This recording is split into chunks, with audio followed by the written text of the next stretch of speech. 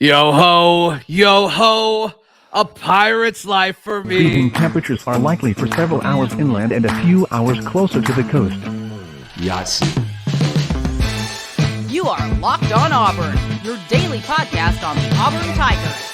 Part of the Locked On Podcast Network, your team every day. Yes, welcome on into Locked On Auburn, your daily Auburn Tigers podcast. I'm your host, Zac Blackerby, and thank you so much for making Locked On Auburn your first listen every single day. Joining me as he does every single Monday, the everydayers know this. It's Lindsay, Crosby of AuburnDaily.com. And to start things off, Lindsay, before we get into how the SEC schedule rules will impact Auburn, and of course, Auburn baseball going 0 for 2 in their own regional. That wasn't fun. Auburn, Sunday night, gets a commitment from a JUCO defensive back, Chancellor Anthony. He's committed, but his name on Twitter is Chance Pirate Anthony. So we are certainly running with that. Always good to get a pirate, especially on the defensive side of the ball. But this is a guy that has limited tape, Lindsay. Let's just be very clear on this, but a JUCO product that has 3 years left of eligibility. And I think right now is going to be a body. I think his thing is versatility. It sounds like that was kind of the two-way communication. He wanted to be kind of used as a piece that could be a corner, that could be a nickel, that could be a safety. And you look at kind of how the depth chart falls. They need probably a fourth or fifth or sixth corner. They need a fourth or fifth or sixth safety. Like, it makes sense. It makes sense. And this is a guy that'll be eligible to play this year.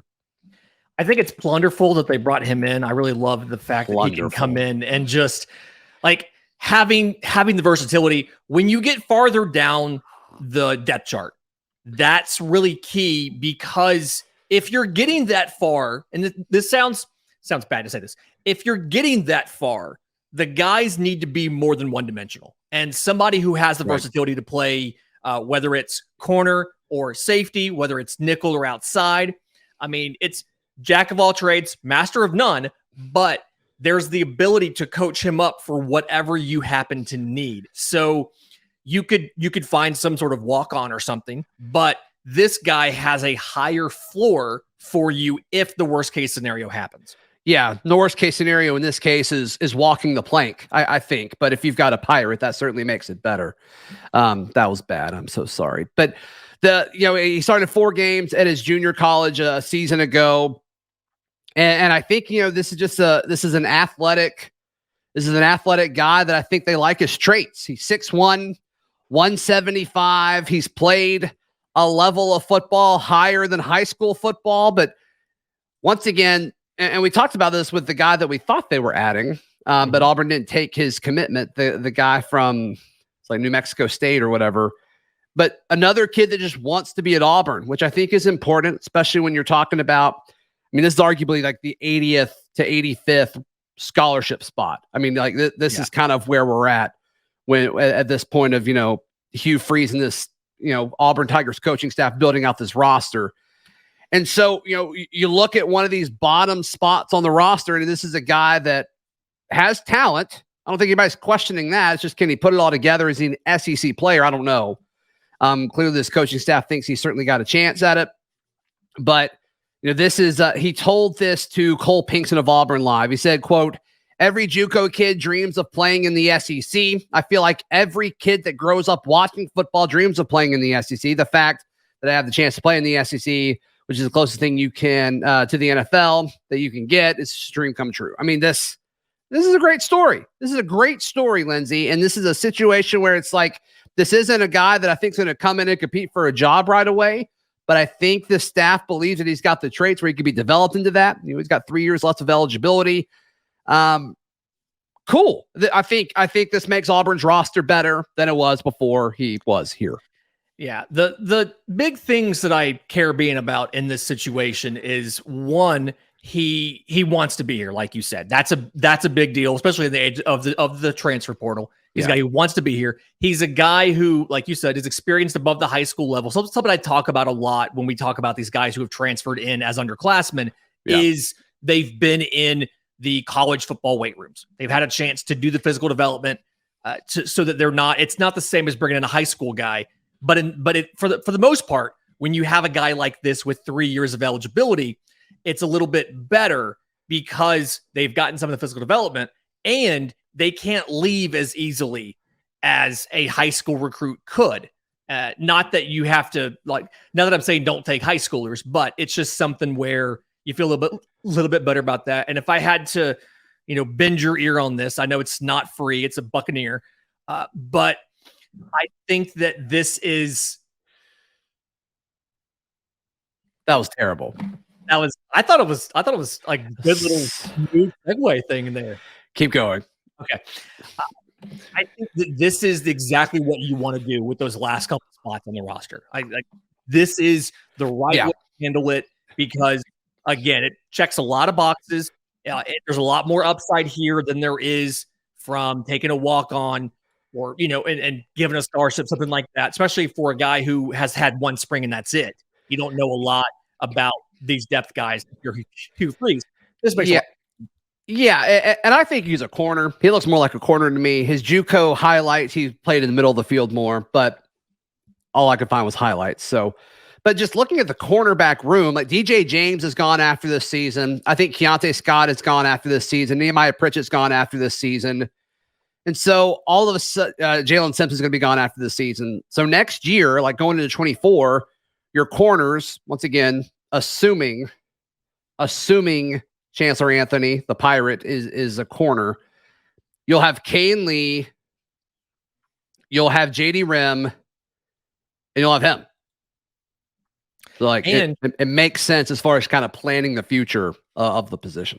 And I think the 3 years of eligibility, that's the big thing because, again, he has transferred. He can't transfer again until he graduates. He doesn't have to leave. He's gotten all the R&R he needs. And so now you're in a situation where it gives you this is more about years 2 and 3 than this is about year 1. He's not going to come in and get a lot of playing time committing in June before the season. But this is about years 2 and 3. It gives you a guy you can get him in the system now. You can correct whatever technique issues you have so that you have a piece if you need it in 24 and in 25. Right. And for folks who are wondering about the timing of all of this, he will be in for Auburn's second summer semester. We kind of observed that timing would be a possibility for potential grad transfers in the transfer portal. It appears that the roster is done. A couple of different sites saying that this looks like this is it, especially for the 2023 class. Maybe they can be creative with some other scholarship spots, but I kind of feel like this is it. And so once again, enrolling before that second summer mini-mester, and then I'll have access to the facilities and coaches and weight room and things like that. So good for him. Once again, I like the depth piece because he's so versatile. It just makes a ton of sense. It makes you deeper on two different fronts because, even looking at safety as I kind of pull this up, the future of that position. Auburn is old in the defensive back room. Donovan Kaufman's a junior. Zion Puckett's a senior. Marquise Gilbert's a junior. Caleb Wooden is a sophomore. I feel like he's been here longer than that. But still, this is a situation where Auburn's defensive back room is older. And so I love it. I love the addition. It makes sense. Not expecting a splash impact from him, but I think he's going to make the team better long-term. It makes sense. It's a good add. So congrats to Chancellor Pirate Anthony for this. Once again, it sounds like he wanted to be in the SEC and he got there. So this is a really, really cool story. Congratulations to him. I am hooked that he decided to come here. All right. I am too. Okay. I am too. Arg. The SEC scheduling, I think it's going to result in something that a lot of Auburn people want. I don't like how it's framed, though, Lindsay. I don't like how they handled it. There was other ways to do this. We'll discuss in just a moment right here on Locked On Auburn. Today's show brought to you by our friends at FanDuel. Lindsay, can you imagine betting on sports anywhere else? I certainly cannot. No. And so the NBA Finals are going on. Be sure to get in on the action at FanDuel because right now new customers can get a no-sweat first bet up to $2,500. That's a lot of dollars, Lindsay. That's $2,500 at back and bonus bets if your first bet doesn't win. So be sure to get in on the action. There's no downside. Also, Auburn's still at 6.5 wins. If you feel like Auburn is going to be better than that, which most of you do based on the YouTube comments, be sure to check that out as well. Visit FanDuel.com/lockedon. Get that no sweat first bet up to $2,500. That is FanDuel.com/lockedon. FanDuel, the official sports betting partner of the NBA. Lindsay, Crosby.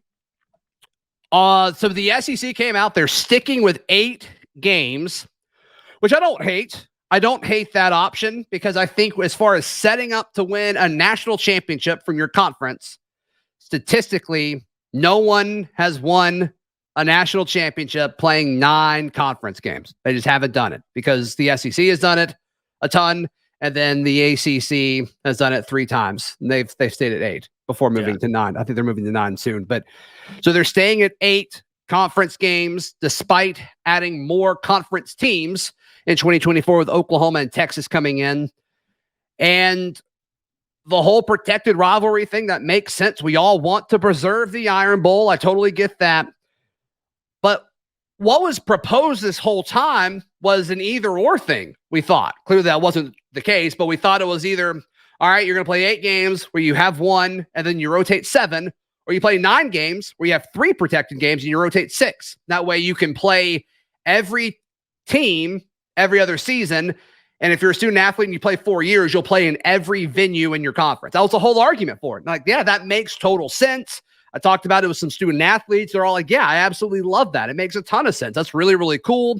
Fans love it. You got the opportunity to go. If you're a traveling fan, you want to tailgate at certain places or see different places throughout the SEC. That's cool. We all love that. But that's not what the SEC did. They stayed with 8 games, which is fine. But they didn't there's no qualifying factors of how they're going to reach these 8 games every season. So what does that potentially mean, Lindsay? Potentially means teams getting screwed. That could potentially happen. And I think Auburn's going to get Georgia, right? I think they're going to kind of leave it up in the air. It's we'll see. We'll see. They're going to try to preserve rivalries, which to me says they're going to keep Auburn and Georgia on the schedule. They're going to keep LSU, Ole Miss on the schedule. I mean, they're going to do what they can, which is fine. I don't think anybody's arguing against that. That's cool. But I just don't trust the SEC to do the right thing as far as create parity among the league. And I just think that's going to make our path to a championship harder. Now, we've learned over the past week, Auburn fans do not care about how easy it is to get to a playoff. They do not care about that, which is fine. I'm cool with that. If you want to beat your rivals and jeopardize playoff appearances, whatever, that's cool. We can agree to disagree on that. But that's my thoughts on it, Lindsay. Are you in the same boat as me, or you want to push back on anything I said? So it's very surprising for me. The conversations I've had on Discord and Twitter and places like that, you know, which, by the way, you want to join the Locked On Auburn Discord? Links in the episode description. Have at it. Yep. There's a lot of people, like you said, that they're looking at this from the perspective of, I'm a college football fan. I'm an Auburn fan. I want to see Auburn play the teams that we've always played and preserve these rivalries. From I want to win a championship perspective. From that perspective, I don't really care if we play Georgia every single year. Now, that is a controversial statement for a lot of people, and there is somebody in the YouTube comments right now going nuts on their keyboard about this. Right. But if this is a fundamental schism in the conversation about what is the guiding principle behind the schedule. Is the guiding principle behind the schedule we give every team an equal shot to win as many games as possible and make the playoff? Or is the guiding principle behind making the schedule we are going to put emphasis on the regular season and the historic matchups that have taken place? Because if that's the case, yes, if you want the historic matchups, that's where you're keeping the rivalries. That's where you would have had the 3 protected crossovers. And that's okay. That's okay. Because that was a big conversation point when the whole 3 permanent, 6 rotating was a thing. It's who does Auburn get? Does Auburn get stuck with Alabama, Georgia, and LSU or something like that? And it's that's brutal, but those are the 3 biggest games. Yeah. And so if you're the SEC, I just want you to be consistent with what you're going to do. I don't want it to be well, we want to be fair, or we need to create the best regular season product in college football. I'm fine with either of those, but you need to do it and be consistent throughout the league. And so we'll see. I love that there's going to be a show on June 14th. It's going to be in prime time. I assume we'll go live after that. I'll give you more details closer to time, but about just kind of unveiling who the opponents are for each team. And we can kind of get our feet wet as far as saying, okay, this is what this new era of the SEC may look like with Texas and Oklahoma coming into the conference. But the Brad Crawford at 247 Sports, he went out and what's up? Sorry. Before you do that, my prediction on the future, like it relates to that show. That's why I'm interrupting you. Sure. My prediction is the ultimate decision about what direction the schedule will take. Is it going to be the equal footing for the playoff, or is it going to be preserving the historic rivalries? That's all going to come down to how much more money will ESPN give the conference for moving from 8 conference games to 9? Because some of the reporting behind this, the whole reason that the conference isn't doing that this year is because ESPN has not yet promised to give more money in the deal, because they're taking over the broadcast rights for the conference. And so my prediction is the SEC is not going to decide equal parity for everybody versus preserve the rivalries. Ultimately, ESPN and their money will decide, because if they're not willing to pay up to get that 9 with 3 protected rivals, we'll keep 8, because the SEC is not going to give away that 9th game to ESPN. That's my prediction on the record. Sure. Continue, please. Yeah. And I don't think the coaches won a 9th game. Only 5 schools voted yes for 9. Auburn was not one of them, by the way. Auburn was not one of them. Auburn voted to stay at 8. So take that for what it's worth. So Brad Crawford at 247 Sports put out predictions, kind of messed up halfway through that word there, but he says this is his guess at Auburn's 2024 schedule. At Georgia, Texas at home, at Alabama, Missouri at home, at Mississippi State, South Carolina at home, at Kentucky, and LSU at home. And like, that's cool that Texas is on there. Like, don't get me wrong. I think that's really, really cool. And you got a feeling they're going to try to put Texas and Oklahoma like on everybody's schedule, right? Like either give somebody Texas or give somebody Oklahoma just to spice it up. This is a guess. I don't know that. I would think that would result in more eyeballs and more money, but I don't know. Mm-hmm. So I love that. But the rest of it's like, well, we played Missouri last year. I feel like we play South Carolina all the time. Like Kentucky's cool. Like we played them COVID year, right? We played them in the season opener of the COVID year. It's like still somewhat recent, but that's cool. That's fine. But I just don't feel like the benefit of getting rid of divisions. I don't know if that really helps you, right? And if you're a big matchup guy, like, okay, you lose Ole Miss, which all of a sudden that's become a bigger game than it ever has been with the story in like pick up Kentucky. Like, I don't know. That schedule does not fire me up. I'm just going to be honest with you. I do think it's easier than what we're used to, but it just doesn't fire me up. So the things that I notice on the schedule is one, you still have that thing where Georgia and Alabama are both away in the same year. Right. Auburn has to give one back to Georgia so that they can get that alternating. They've got to do something because at Georgia, at Alabama is a murderer's row. It doesn't matter if you split them up into different months or not.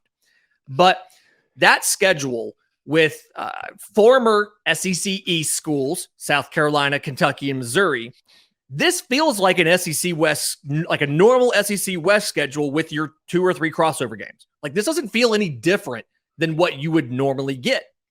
Like it makes sense to me you're getting rid of divisions. You need to front load this rotation, however long you're going to make this rotation with teams you haven't played a lot recently. When's the last time we played Florida? That was the Bo Nix freshman year, right? Yeah, right. Yeah. 19. Yeah. Yeah. Like when's the last time we played Vanderbilt? Like it's one of those, if you're getting rid of divisions, spread it out and make it a little more, put them all into a pool. Don't just take last year's schedule, rotate out some East teams for other East teams, add Texas in there somewhere and go with it.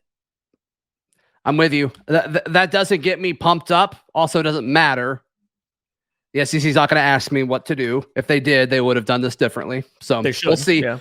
We'll see. But I do love that we're going to make an off-season event. I assume this will be annual, kind of doing a schedule release type show. The NFL does that, and it's incredible. I love it. So we'll certainly see what that looks like moving forward. Auburn baseball, one of the more disappointing weekends I've ever seen in a team that I've cared about. We'll discuss in just a moment, right here on Locked On Auburn.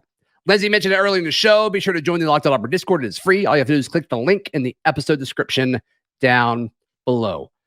Lindsay, you called it with Penn, the Quakers coming into town. You highlighted their solid pitching, and boy, was it solid in the first game, or I guess the second game of the Auburn Regional. And then obviously Auburn lost that. They could just never get that big hit despite loading the bases a few times. But then, they couldn't get anything going against the Southern Miss team that really just looked way better than Auburn when they played on Saturday. And it was tough. It was tough to watch because this team is better than the product that they put on the field in the regional. Yeah. The biggest takeaway for me, and I put this in the piece at auburndaily.com that went up after the regional on Saturday. Auburn had one game in the entire regular season that they did not have an extra base hit. They didn't get an extra base hit in either game of the regional. And it's not for lack of trying. And Bryson Ware actually mentioned this in his post-game comments. He's like, we had some balls that we hit on the screws. They just didn't fall.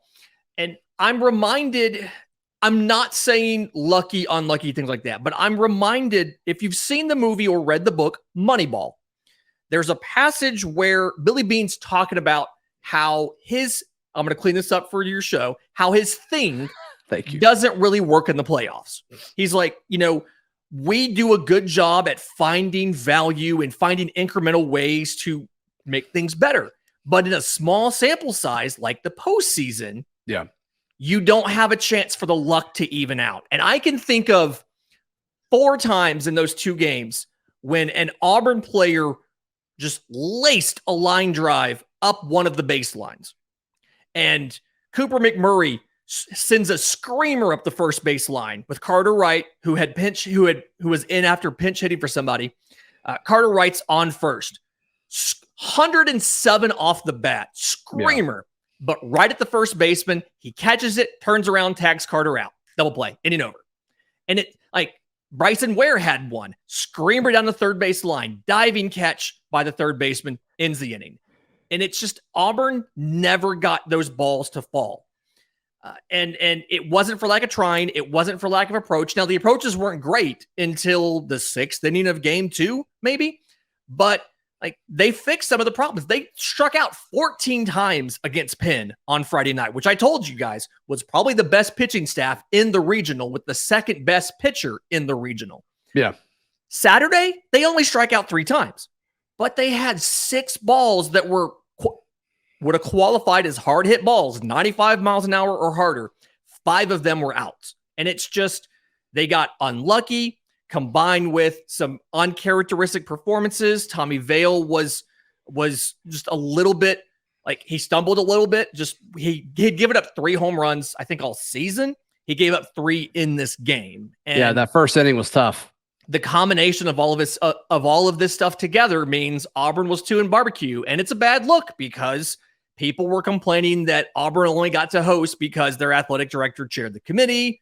And we're like, no, this is a good team. And then you go 2 in barbecue in your own regional. It's a tough look. Yeah. It's a tough look. Sucks. It really is. Yeah.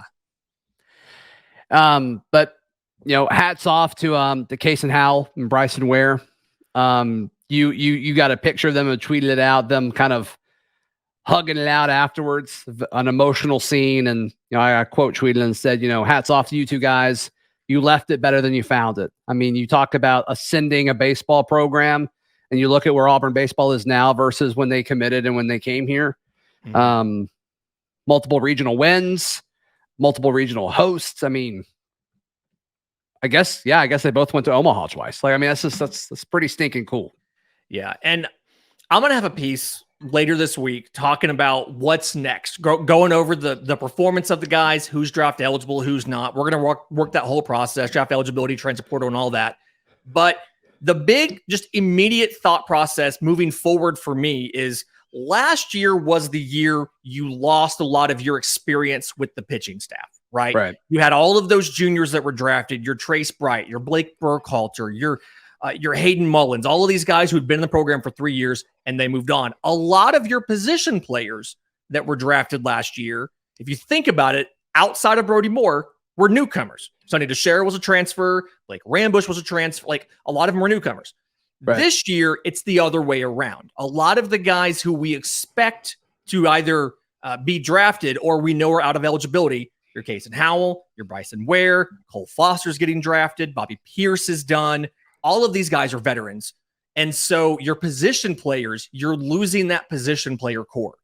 So recruiting, Auburn has a top 10 class coming in like they usually do. Butch had 3 Zooms last night, or I guess Saturday night, talking to recruits, talking to potential transfers.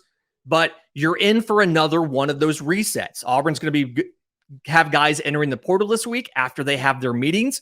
There's going to be a couple names that you're not expecting or that are a little bit surprising with the transfer portal. They're probably going to bring in 9 or 10 guys and just be ready for this is what college baseball is now. This is the modern era of Power 5 college baseball when you are at the point that Auburn is, where you are competing for national championships. Like that's being clear. That's where Auburn is now. The fact that Auburn made a regional, hosted a regional, and did not win it is in some, like to a lot of people, is a disappointment. And that is a reflection of how good Butch Thompson has been since he's been here.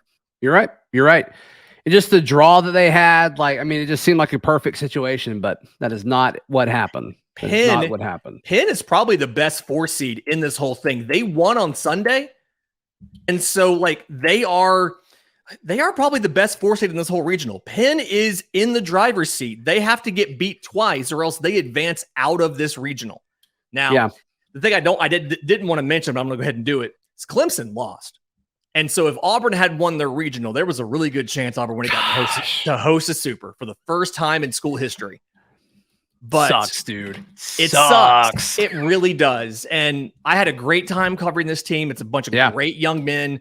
We're not done. We're going to keep going. AuburnDaily.com's had more stuff coming, whether it's transfers, recruiting, the drafts coming up. We'll have plenty of things like we did last year.